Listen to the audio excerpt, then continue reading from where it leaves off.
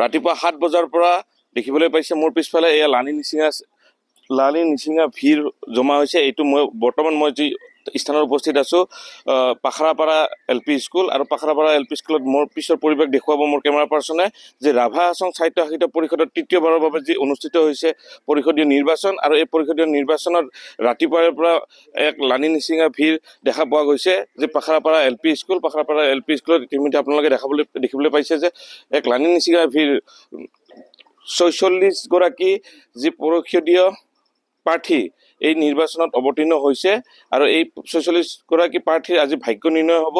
আৰু ইয়াত মোৰ কেমেৰা পাৰ্চনে দেখুৱাইছে যে কেনেদৰে ৰাতিপুৱাৰ পৰা এক লানি নিচিঙা ভিৰ আহিছে, আৰু এই ভোট কেন্দ্ৰত ভোট দিবলৈ যি আজি বেলট বক্সত যি ভোট গ্ৰহণ বা ভোট প্ৰদান প্ৰক্ৰিয়া অনুষ্ঠিত হৈছে। আৰু এয়া দেখিবলৈ পাইছে যে ৰাতিপুৱা 7 বজাৰ পৰা এনেদৰে ভিৰ লাগিছে। আৰু মোৰ লগত বৰ্তমান আছে ৰাভা যৌথ মঞ্চ আৰু NDA সমৰ্থিত প্ৰাৰ্থী অৰ্জুন চেত্ৰী ডাঙৰীয়া, আৰু তেখেতৰ মই পোনপটে কি ক'ব খুজিছোঁ? হয়, ধন্যবাদ জনাইছোঁ।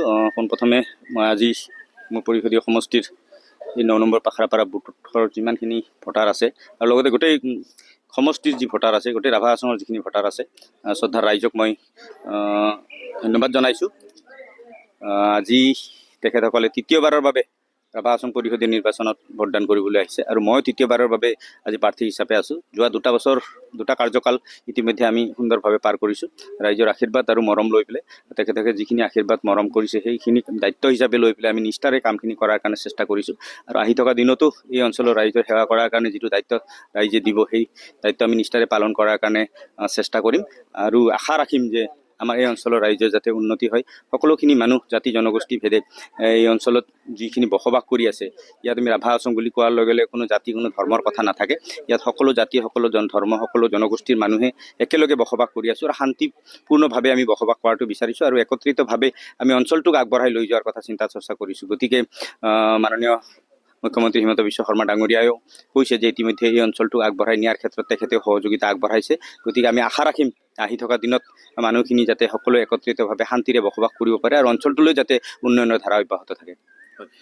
আজি দিনটোত আপুনি চাৰিওফালে ঘূৰিবনে? হয়, মোৰ 10টা বুথ আছে, আৰু মই 10টা বুথতে এবাৰ পদাৰ্পণ কৰিম। পাৰিলে কোনোবাটো বুথত দুবাৰো কৰিম। ৰাতিপুৱাৰ পৰাই আৰম্ভ হৈছে? হয়, সেই 7টাৰ হয়, মানুহখিনি সাধাৰণতে ওলাই এটা উৎসাহ।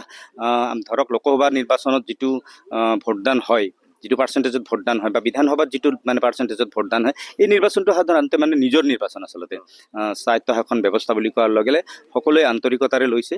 গতিকে এই নিৰ্বাচনটো ভোটদানৰ পাৰ্চেণ্টেজটো আমি বিগত সময়ত দেখিছোঁ লোকসভা আৰু বিধানসভাতকৈ অকণমান হ'লেও বেছি হয়। গতিকে উৎসাহ এটা আছে, গতিকে ৰাতিপুৱাই মানুহখিনি ওলাই আহে।